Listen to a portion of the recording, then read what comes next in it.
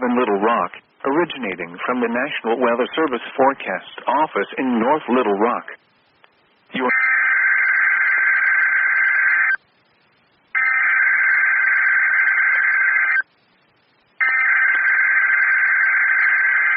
The following message is transmitted at the request of the Arkansas State Police. An Amber Alert has been issued for Caleb Johnson, a black male born on November 13, 2017. He is of unknown height and weighs 35 pounds. He has black hair and brown eyes.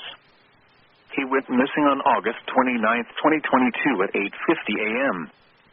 He was last seen in West Memphis, which is in Crittenden County.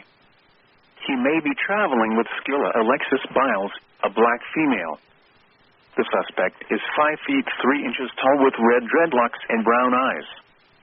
They may be traveling in a white 2020 Jeep Cherokee with Arkansas license plate AAR74T.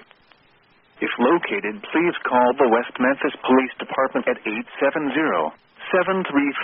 870-735-1210.